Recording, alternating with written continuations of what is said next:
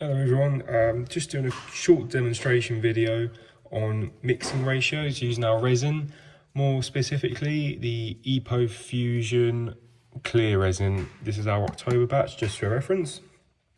I'm doing this today because a few people have mentioned they've had some issues where the resin hasn't cured properly or it's gone slightly tacky on the surface layer. Now, the reason behind this is our clear resin does require a little bit more hardener than the others, and it does take a little bit longer to cure. So on our sort of ratios that we recommend, you want to be more towards this 100:3 ratio, and we're going to get into that demonstration now. So to start with, I've got our resin and our hardener weighed out here. Hopefully you can see that from there, but I'm going to bring it upwards a little bit for scale. So we have around 50 grams of resin there. We've got around, it's shown 1.4, 1.5 grams of hardener there.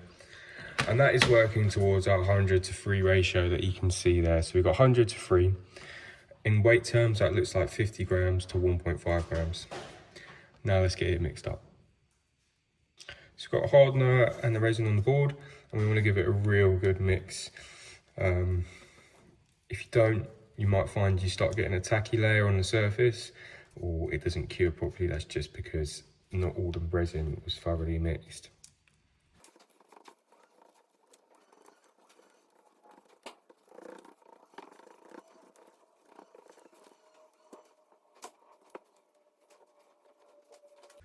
Right, so now we've got that mixed out, we're just going to make a note of the time that it was mixed, and we'll reference that for later and see how long it takes to cure.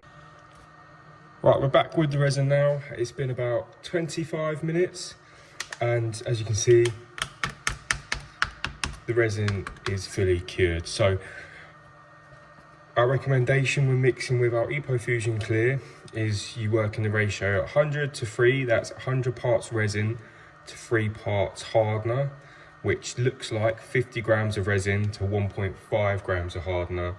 And then with that, it will cure in around 25 minutes, and you've probably got a 10 to 15 minute working time. So it does take a little bit longer to cure, it does need that little bit more hardener. We're still within our ratios there, however, and the properties are still going to stay the same. Just on that note, when you're using our hardeners, when they arrive to you in the package, just make sure they've got that foil cap. Some people have mentioned some of them have a watery substance at the start. Just make sure you clear that out first and then mix in the hardener afterwards. And if yours doesn't have that foil cap, just reach out to us and we can send you a fresh one over. If you've got any problems with your resin not curing or it's taking a bit longer, then please feel free to reach out to us on our Instagram. We're always more than happy to help, and we'll get you sorted as soon as we possibly can. If not, in the meantime, I hope you've enjoyed this video. This is going to be the start of many tutorials that we're going to be doing, so stay tuned.